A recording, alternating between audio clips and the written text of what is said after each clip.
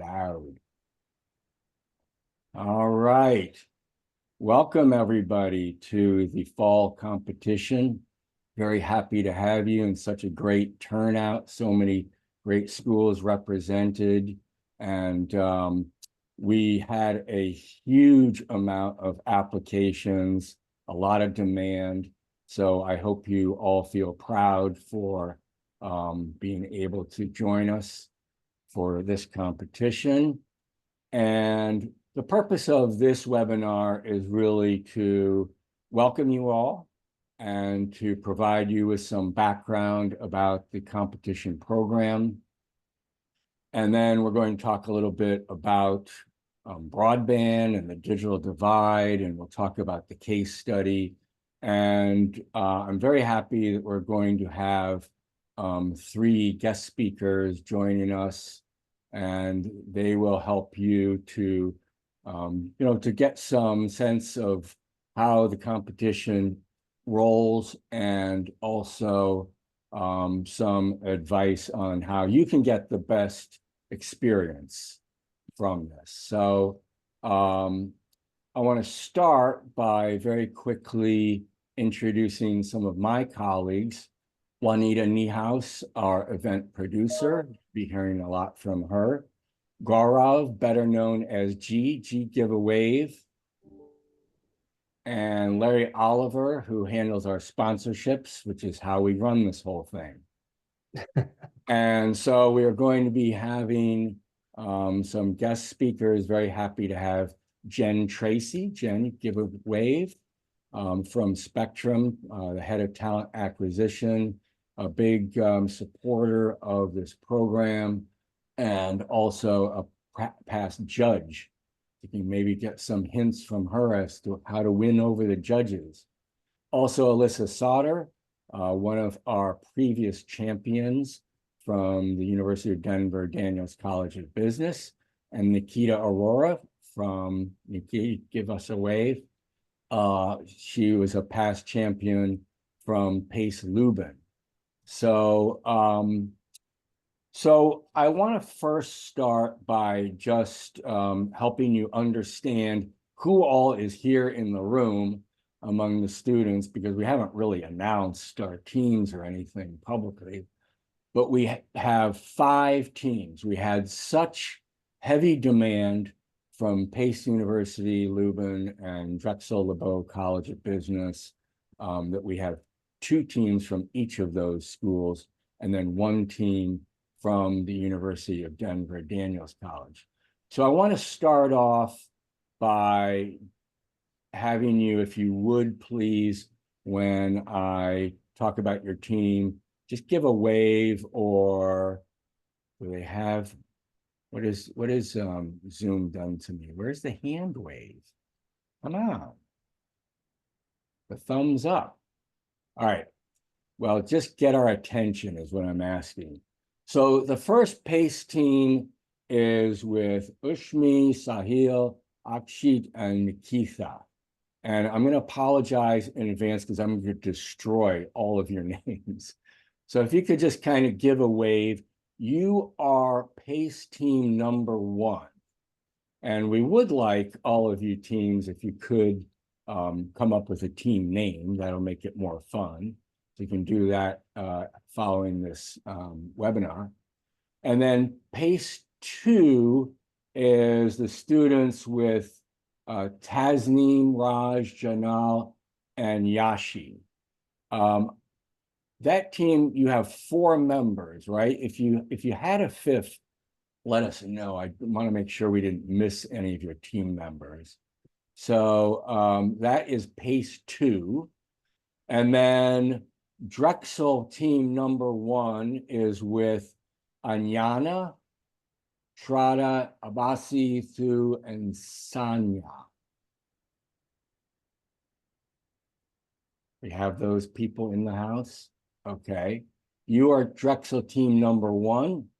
Drexel team number 2 is with Aman, and who else is with Aman?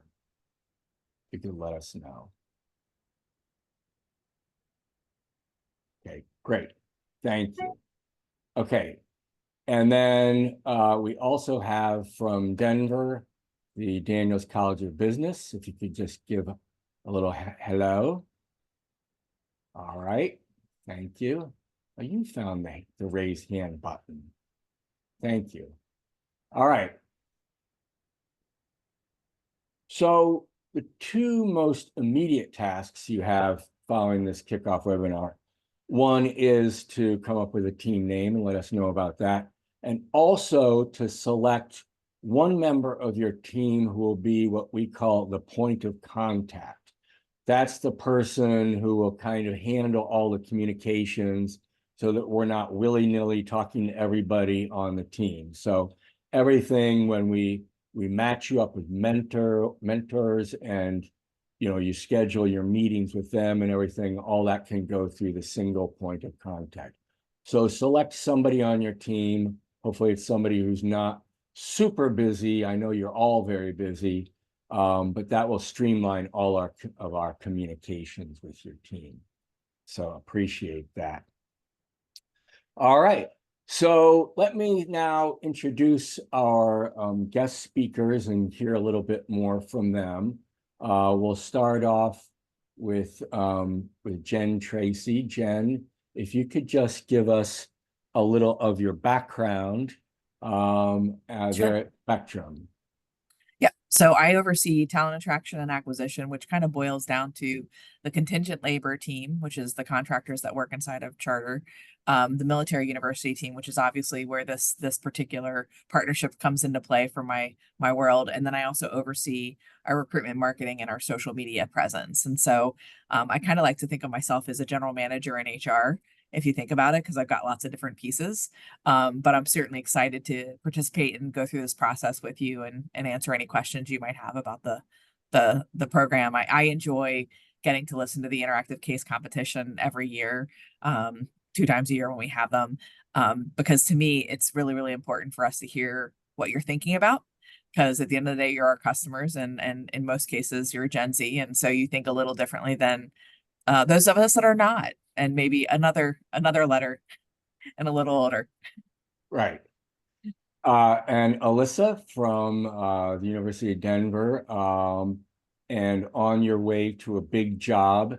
And if I remember right, I think you're a 2-time champion. Were you also part of the Media Madness tournament? Yes, I was. So, hi everyone, my name is Elisa Sauter. I just graduated from the University of Denver Daniels College of Business with a Master's of Science degree in Business Analytics. I am a 2-time champion of case competitions that Craig has run, but I've also done a few others. And I'll be starting a job as an associate consultant in January at Bain & Company. Very good. And first you're going to run around Europe, which is a good thing to do. All right. Nikita from PACE, are you in New York right now? What are you doing? Yes. Hi, Craig. Thank you for giving me this opportunity. So, hello, everyone. I'm currently working. I graduated from Pace University in May, and I'm currently working as senior analyst at Hearts and Science. It is based in downtown, and I'm basically responsible for all the marketing strategies for different clients.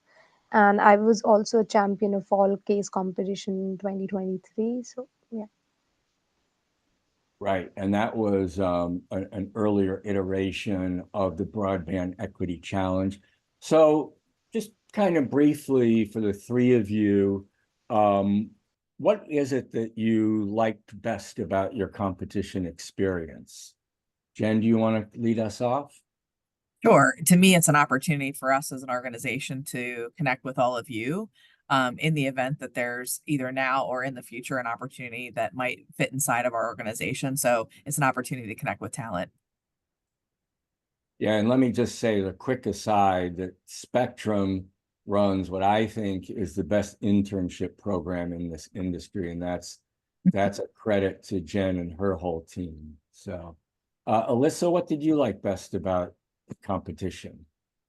Yeah, so to start the student side of this, I think one thing I really enjoyed was the access that we had to a mentor in the industry.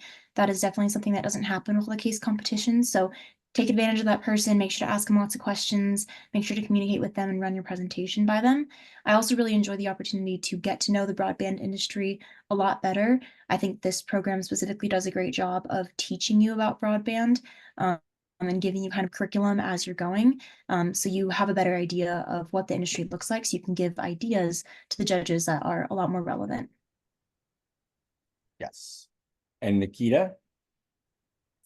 Yeah, I think I really enjoyed the collaborative aspect of this competition, working with different teams, and of course, working with other students from different universities. And also, I really appreciated the chance to network with industry professionals, especially when you're graduating. So that's really important, and that this competition gives you a great platform. And Craig also really helped in the overall process. So I think that's a great chance for students. Great, thank you. All right, we're going to hear more from them, but first I want to share with you a little bit more of the background of the competition and the case study itself. So I'm going to share some slides with you here. And meanwhile, I hope you've all received the case study. There was a link to it in some of the invitations. If you haven't received it yet, G can put the link in the chat if he hasn't already, and you can access it there. So we've been running this program now for 14 years. My own background, I was a business journalist covering the cable industry and the television industry and the whole growth of the internet and broadband and digital. It was all very exciting. And from that, I really got involved more in the industry and became an industry educator. That's how I call myself.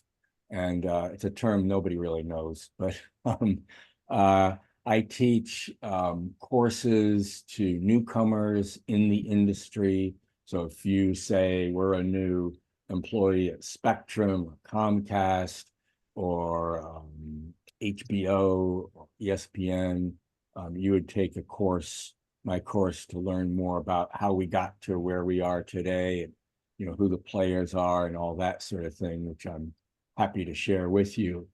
And then, what we were at a conference and we were talking about how, as an industry, you tend to all talk about the same things and have the same views, and how we really needed some fresh perspective, especially with all the big change and disruption going on in media tech due to digital, and some fantastic opportunities that were coming along, but also a lot of challenges with things like how video streaming has just shaken up the entire industry.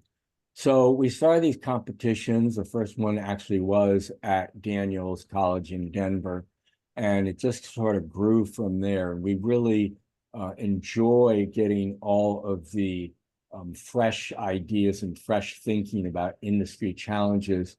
And for you, I mean, the real payoff, we hope, is that you can eventually join the industry and get hired. So this is some of our kind of milestones. We're very happy about, how far we've come in all these years. Of course, we were doing live events until the pandemic, and then we had to pivot, like everybody did, to online. And actually, Zoom works very well, and also means that we can have teams from all around the country. So the biggest thing that we're proud of is at the bottom there, that 50% of our alumni work in media and tech today. And even if you're not interested in media and tech, I think you'll enjoy how learning about some of the background of this industry and applying your own education and your own disciplines to the competition itself.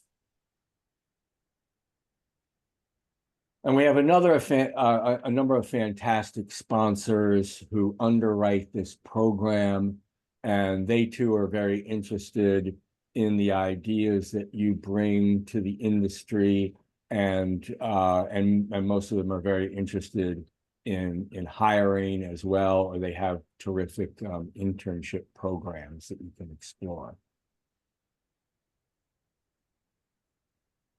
So to start things off about the case study itself is you need to understand what is broadband. We throw that term around, and it's basically high-speed internet service.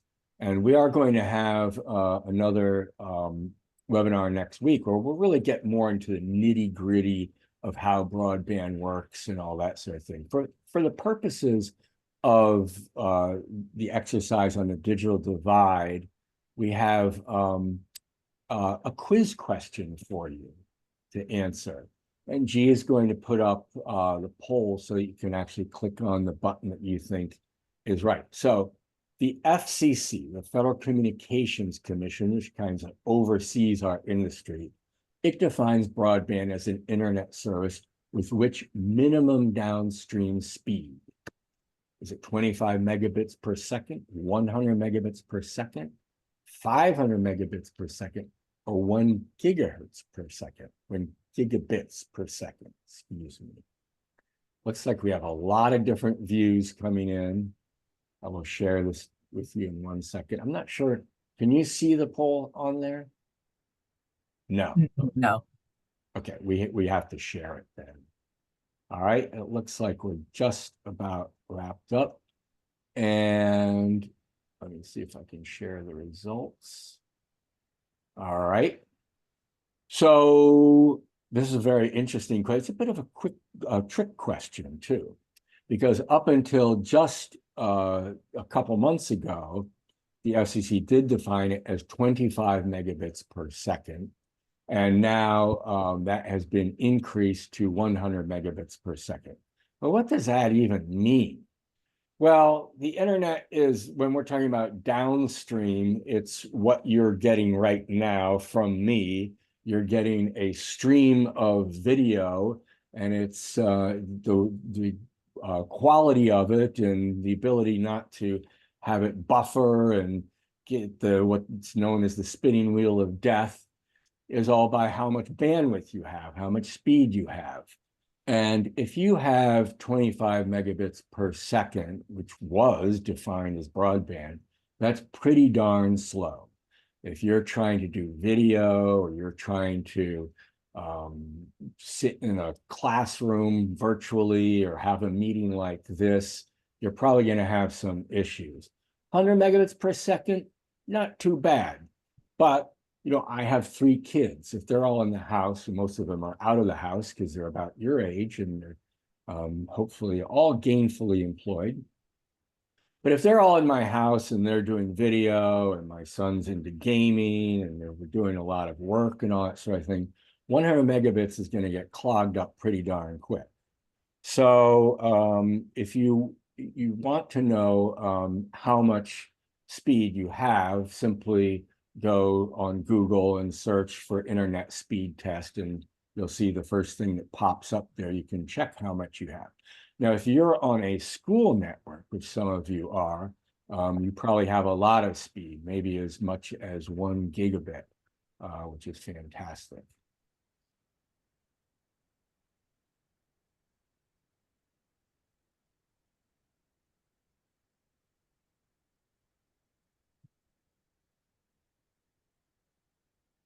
So the next big question, what is the digital divide? Well, it's the divide between the haves and have-nots with internet. At least that's how we've always thought of it. But here's what Larry Irving, who really popularized the term digital divide when he was a US Commerce Department official, here's what he said about it. Not being connected to the way almost everybody on the planet is engaging in commerce is crippling. The revolution we're seeing today is at least as dependent upon technology as the electricity revolution was in the 1930s. Then it was electricity. Today it's the internet, and specifically broadband internet. In fact, broadband access has become so important that we need to think not only about the digital divide, but what I call digital poverty. We are very pleased to have Larry as one of our judges in the recent competition.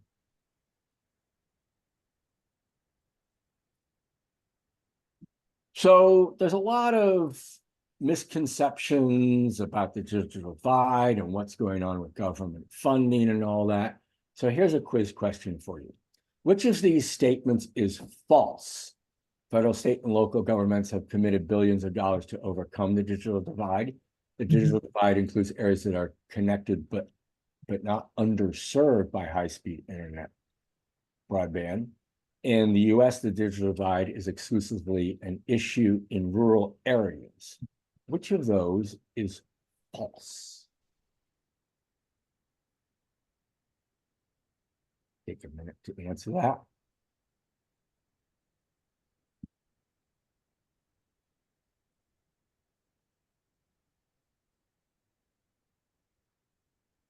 Okay.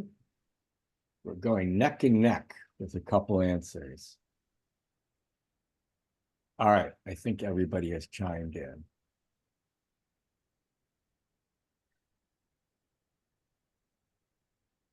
All right, the correct answer is C. I had to look at it myself. And let me explain a little bit more. It is definitely not exclusively an issue in rural areas. So here we go. Hold on a second. Zoom's not making it easy for me today. Okay. So how big is the digital divide? Well, estimates are all over the map. And that is because the map, specifically the FCC broadband map, which is supposed to show where people have broadband, has been a work in progress, and there's been a lot of debate over it. And so is it 12 million households don't have internet, 20 million households, or 42 million households? And it's clearly not just a rural issue. I mean, when the pandemic came along, suddenly you had a lot of people in urban areas, suburban areas.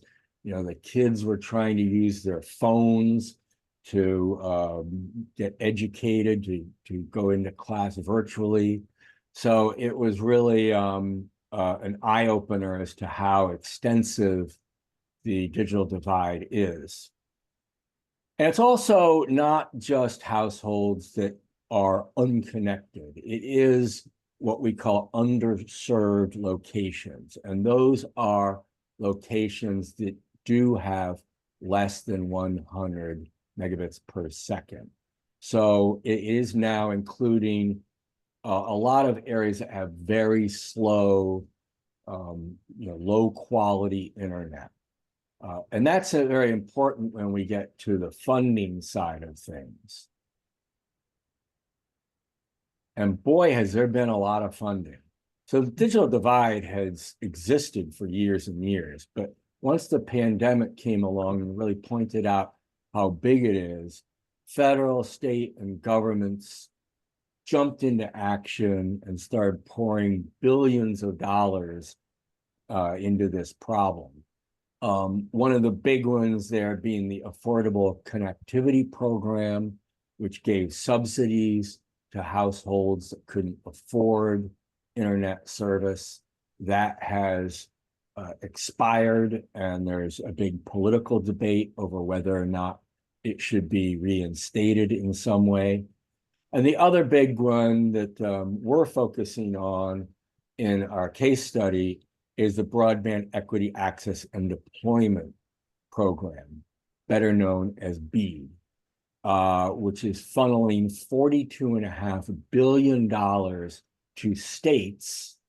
And then the states are going to issue grants to internet service providers to build out, to extend broadband service to areas that are unconnected or underserved, and to get everybody on board with broadband. At least that's the hope. And there are also just tons of state and municipal programs And then private companies like Spectrum that are engaged in a lot of construction, and they have a lot of technology and labor costs. So you add all this up, it's billions upon billions of dollars.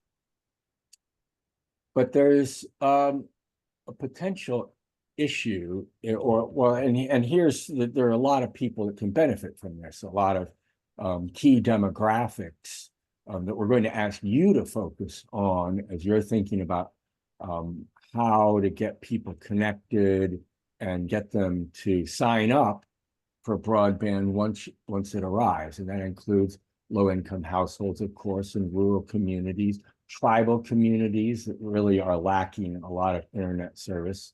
It includes a lot of multicultural audiences and non-English speaking people, senior citizens, of course, those with accessibility and disability, and big institutions, businesses, schools, and healthcare facilities. And even you Gen Zers or millennials, on whichever side of that coin you're on right now, can really benefit from these programs that are coming along.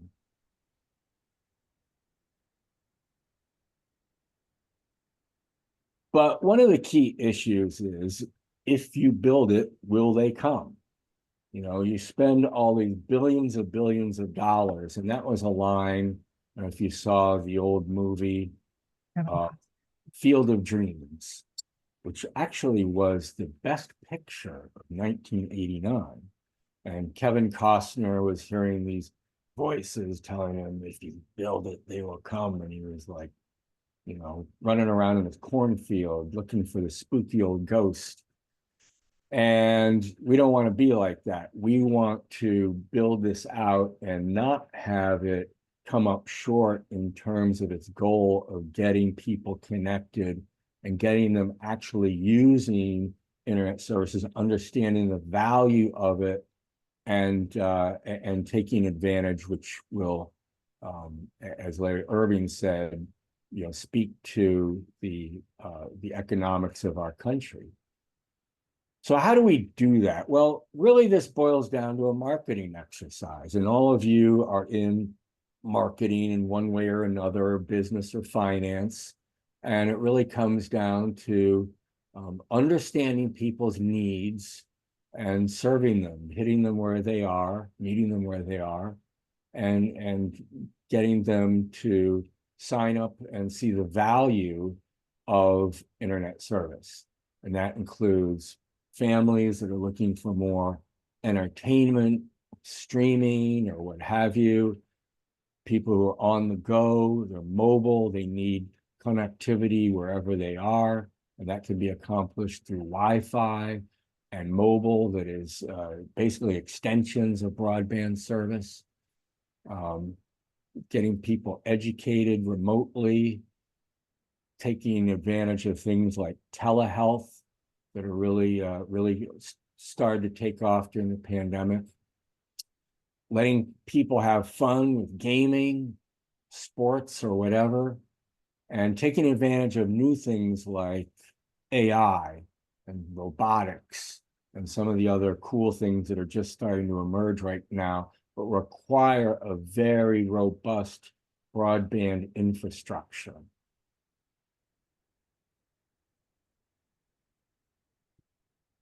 So we'll talk about that more, and you can certainly talk about all of this with your mentors. But I just want to briefly go over the case study deliverables.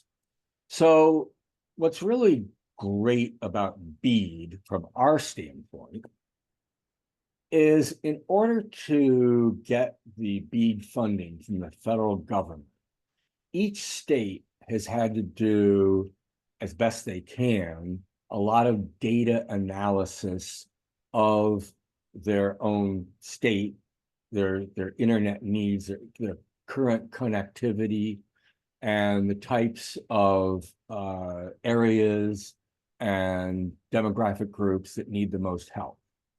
Now, we know students today love data. You know, if you don't have data in your description of what you're going to do with your life, you just have to have it in, right? Data analysis, data science, whatever. So there are, with each state, there's a rich repository of data that we can delve into to really understand the needs in that state. So first of all, you're going to select a state to explore. And we can help you do that. And we can certainly help you with our next webinar and which state might be best for you to look at. And then you want to do a needs assessment of the demographics in that state, both unconnected and underserved. And then think about a particular one demographic group that you want to serve, or it might be a couple of them, and come up with a proposed solution. How are you going to, what is going to be your strategy and your tactics to get out there and engage with them? One of the big tricks here is we're trying to get people to sign up for the internet who don't currently have digital access. So all this great digital marketing and everything we do, and all sorts of programmatic advertising and all that means nothing. A lot of this has to be done old school. There might be ways to use mobile phones, smartphones and that sort of thing. But a lot of it is going to come down to real basic marketing to win these people over, to get them to sign up, to get them to really understand the value that we're bringing here. So we'll provide more resources for you. We will have a couple more webinars, but really the main thing we want to do is within the next week or so, introduce you to your mentors. We'll probably have a couple mentors per team. They're all great people, really interesting backgrounds, and they can help you kind of think through all this, and you'll come up with a draft plan that we can all review, and then finalize that plan and present it. You'll have 7 minutes. Each team will have 7 minutes before the judges panel. The judges are always amazing. And then they will ask questions, they'll comment, always has some great questions for you. And we'll go and deliberate and name the winner of our $5,000 first place prize. And we'll have a lot of fun along the way. So let me just give you a few quick tips, and then we'll get back to our guest speakers to see what advice they might have. So I would say, start team meetings and hold regular meetings. It's good to communicate by text group, email, however you want to, but it's best to see if you can all sit down live or virtual, hopefully over a cup of coffee or a beer or what have you, at least, once a week to kind of learn together and start strategizing for your case study solution. You can divvy up tasks. Maybe somebody in your group is more into technology and they really want to delve into the fine points of broadband, or somebody's more into the finances that are involved here in these build outs. And as we said, please name a point of contact for your team. You can do a lot of research. There's a lot of great research available out there about consumers, about broadband consumption, all that sort of thing. You may be wondering about our policy on using generative AI, ChatGPT, that sort of thing. By all means, use it. Use it to help you learn about broadband and the digital divide. Take it with a big old grain of salt, because there are some things out there that are incorrect or outdated or part of somebody's opinion that may not be quite right. And when you're coming up with your case solution, if you're using AI tools, that's fine, but know that we also know what AI says about our case study. And that will be kind of the lowest bar. We really want your original thought on top of the facts and figures that you come up with. And just one other quick thing, make sure you cite all your sources. So then you'll have your meetings with your mentors, which are a lot of fun. We'll have some webinars, I say, and manage your time. We know you're really busy. Your mentors are busy. We're all really busy. But if you just take an hour or so per week, it'll definitely get busier as you're building out your solution near the end. But if you manage your time and stay ahead of it, you'll do well. As your draft solution, and then rehearse your presentation and get recruited. There you go. It's that simple. All right. Our last poll question. How do you feel about the competition so far? Excited, inspired, interested, or everybody just left you totally confused?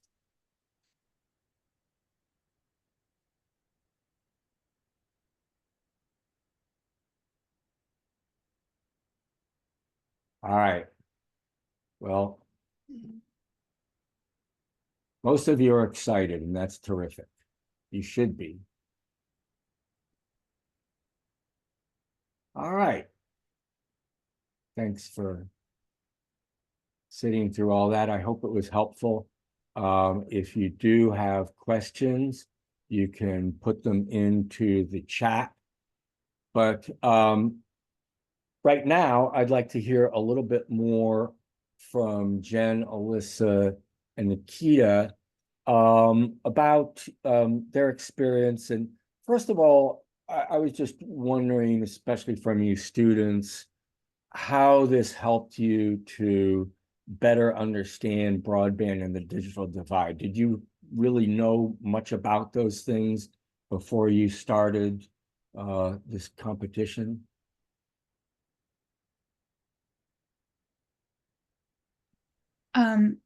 I can definitely say that I knew a little bit going into it, just based off of my personal experience with internet and Wi-Fi and all that. But when you start diving into research, you really learn how nuanced it is and actually how much work is going into broadband equity and closing the digital divide. So when you're making your solution, I'd encourage you to really understand the industry, really understand what's already being done, maybe looking at those BEAD reports for your state, and what they are proposing that they had to do already to secure the funding, and try to come up with ideas that are creative and either fit into what they're currently doing, build off of them, or are unique and not something that they're already planning on doing. Good point. Nikita? Yeah, I think the competition gave me a deeper understanding of technical and social challenges, and especially I learned about various factors. For instance, like there were different economy, geography, and policy related issues. So I would suggest that go through some past studies and go through the data and understand what has been done, and then come up with your key points and insights. So deep dive and understand, and that's where you can make the most of it. Can I add Jen, a comment from a career perspective? So just to give you some perspective about my background, I spent my first 10 years working for Aramark. And for Aramark, for you those that don't know what Aramark is, they're a services organization.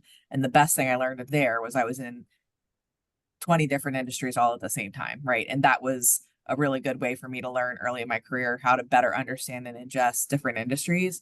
When it came time to come work for in telecom, I actually was recruited to work in Comcast, and I kind of fought it because I was like, I don't know. My undergrad's in hotel restaurant management, and I'm clearly not doing that anymore.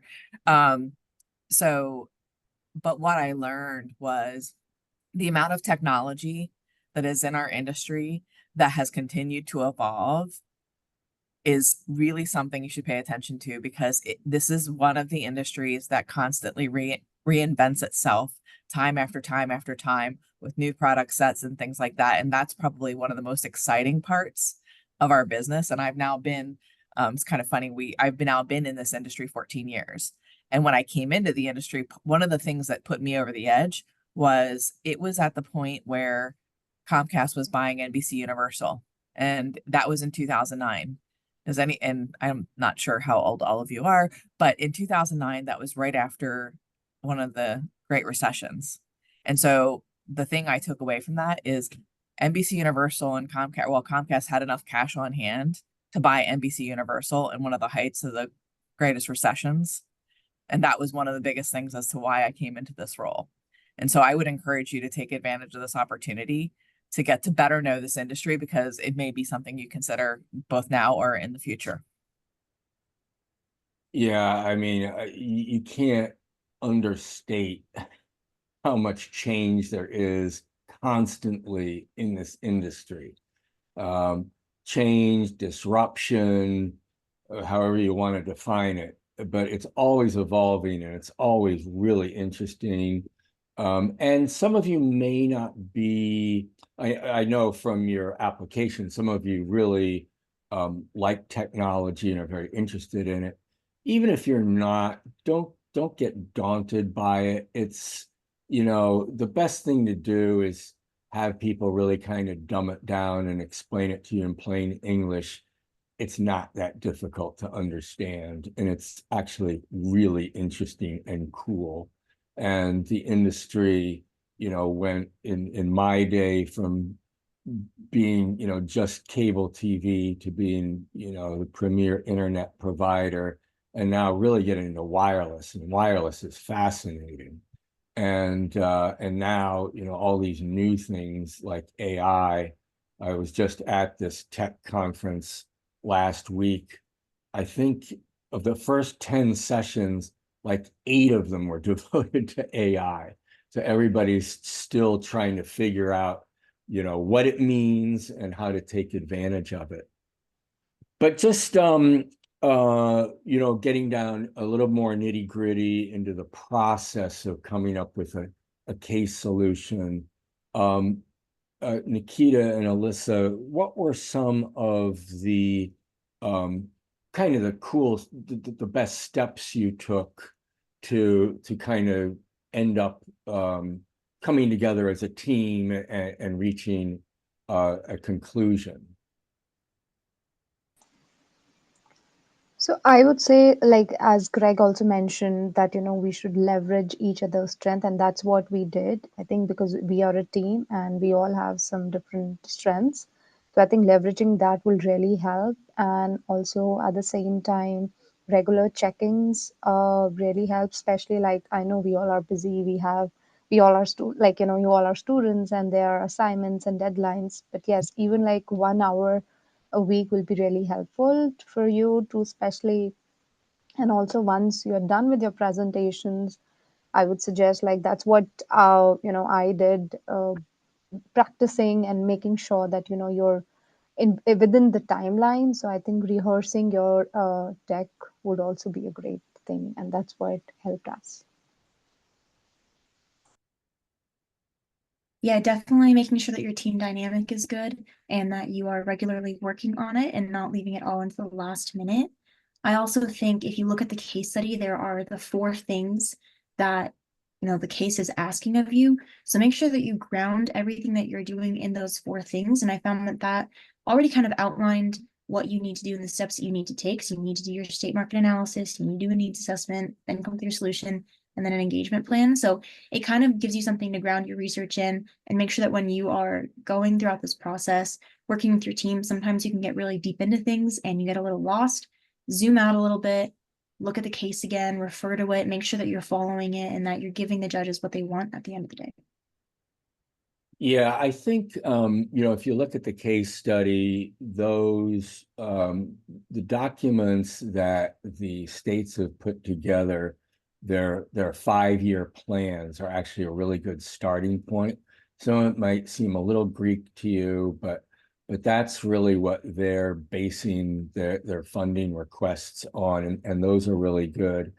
And then to those points, you're going to get to this stage where you're going to have a lot of ideas, and they're all going to be really good ideas, but it's going to be too many ideas. You're going to have to kind of come together as a team and, set your ego aside if somebody has a much better idea than you do. I think teams get themselves a little into trouble when they don't communicate with each other enough. They don't communicate with us enough. They don't communicate with their mentors enough. Answer your emails or text. We might have a SMS text service that we're going to try out.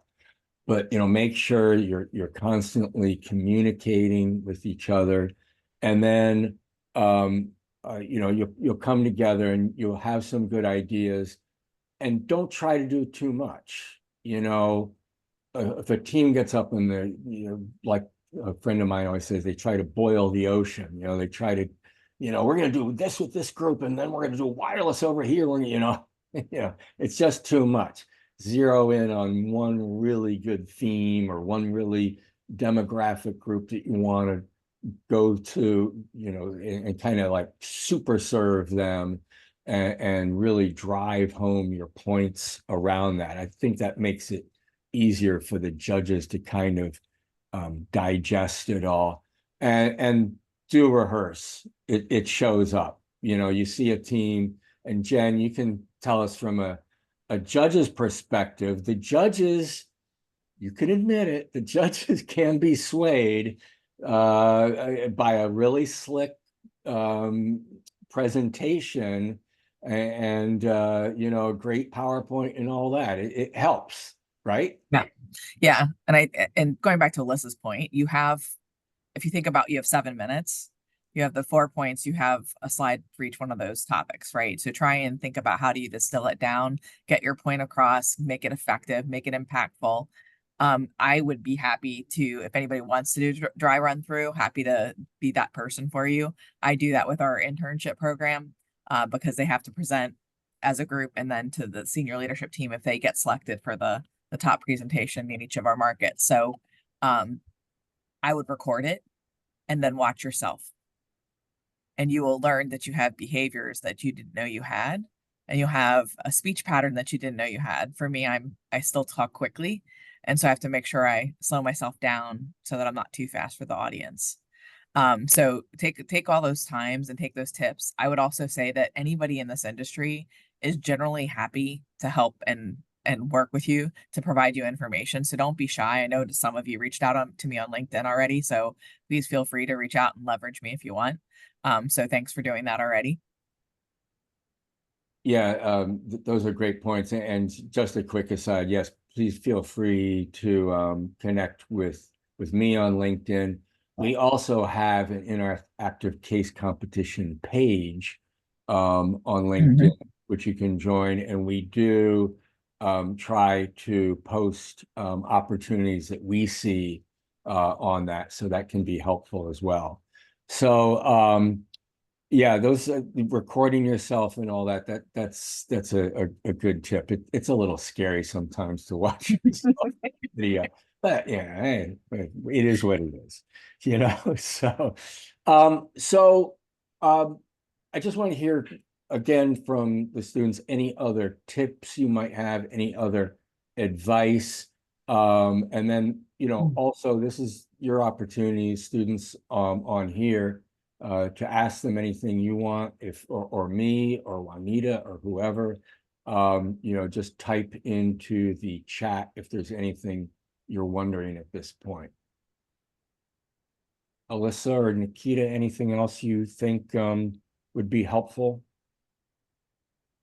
This was kind of touched, but sorry, I just want to reemphasize it's 7 minutes, and 7 minutes feels like it kind of might be a long time, but it's very short when you start talking. And if you have 4 people on your team, that's less than 2 minutes each. So make sure that you are practicing with a timer, because I have been on case competitions before where I've seen teams completely cut off because they've gone overtime. So make sure that you're practicing, make sure that stays in the 7 minutes, and you'll be surprised how little you feel like you can fit in 7 minutes and do a good job of explaining it. So like Craig said, narrow it down to your best ideas and make sure that you build on them thoroughly. And practice. Nikita? Yeah, I think again, I would say just start with the research, and of course, like go to the touch down the topics and then come up with the 4 points that we have and then structure your data accordingly. Like maybe have like a draft and like a Word doc something. That's how like I like, when we work. So that's what we did. And then move to your presentation. First, have the insights in your data research and then create a storyline that you want to actually present and make it again like make it more presentable and less data focused, and again like practice and again like try to dedicate the times to the team. And when you're actually presenting and you think that you're running short of time, make sure that just focus on the important points, and then since you have more team members, so try to give them the time. And that's, I think that was one of the things that we did, and that really helped us to be the champions. Yeah, these are all good points, not only for this competition, but for any sort of presentation you're going to do as a student or an employee. And I think, a couple of things you've been saying about going back and looking again at that case study and making sure you're really hitting all the points that they're looking for and that the judges are going to want to hear. And then just rehearsing it and making sure that it's smooth. And Nikita, you said something else that I hadn't really thought about, which is I think the really good presentations that we've seen recently have sort of told a story. It's not just, a, a dry presentation, a recitation of facts and figures and all that. You're really kind of describing the need and then how you're going to meet that need.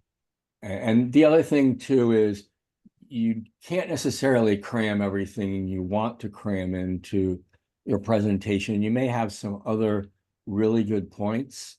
And what you can try to do is anticipate the judge's questions and then weave those in. I've seen that done fairly effectively where people say, oh, yeah, that's a good question.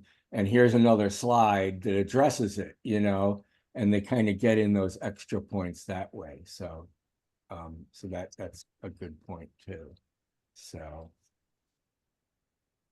Craig, I put in the chat our search page for our internships for next summer that are posted, and not all of them would be probably targeted towards all of you, but still want to make sure I could put that out there in case anyone was interested. Okay, great. All right. So I'm just going to ask Juanita, have we hit most of the points we need to hit? Now, Juanita has a digital divide story. You tell them about your trip that you just went on. I spent last week driving from South Texas almost from the Mexico border to Kentucky. And I can tell you that big chunks of Mississippi and big chunks of Northeast Texas do not have coverage. So even driving along with Waze, we would have 40 miles along a major interstate with no connectivity. And then when I was in Kentucky, very rural Kentucky, I had some conversations with my sister-in-law's family, and they don't have internet at their house. They don't feel they need it. So I've met some of these folks who they're perfectly okay watching over-the-air television and not using computers except when they go into town. Yeah, it was fascinating. So there is definitely the populations there, and you can't reach them by cell phone messages. You cannot reach them by, Google ads on a computer because that's not where they are. So I was telling Craig, I said, I definitely got to be in that part of America. There are more than a handful of people. It's a fairly large swath of the country. So. Feel Wow. free to ask me any questions. If you've never been to these parts of the country, I can very vividly detail them for you. Yeah, so you were living the digital divide for Oof. sure. Yeah, yeah. Well, that's the thing is, there's sort of this assumption by the government and by a number of companies that you're going to do this build out and everybody's just going to say, oh, wow, the internet's here. I've been waiting so long. Let's sign up. Not necessarily the case. A lot of them have been living just fine without the internet.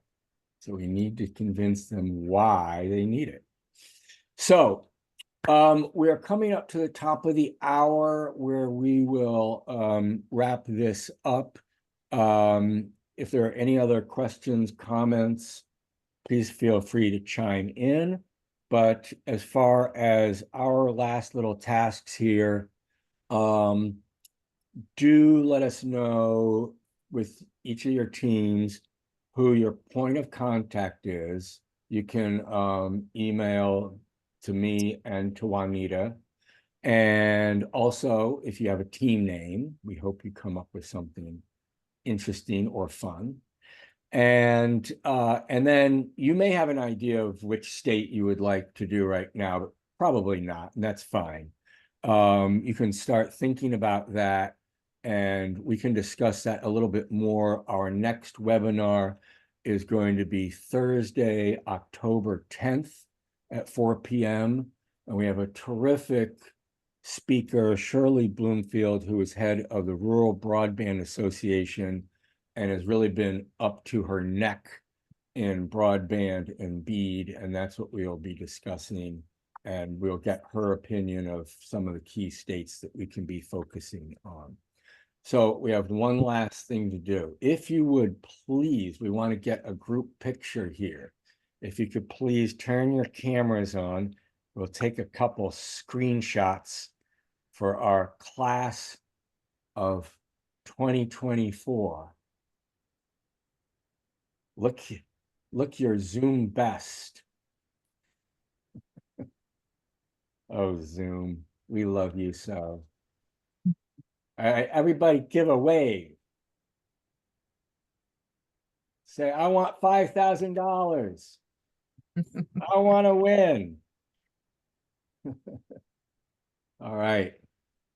Okay, everybody, thanks a lot. Keep in touch. Do let us know you're out there. Answer your emails. Get back to us. Just say hey and let us know if you have any questions, concerns, or anything that comes up. Looking forward to another fantastic competition. Enjoy the rest of your day. And hopefully we'll see you next Thursday for our next webinar. Thank you. Good luck. Thank Bye you. Bye.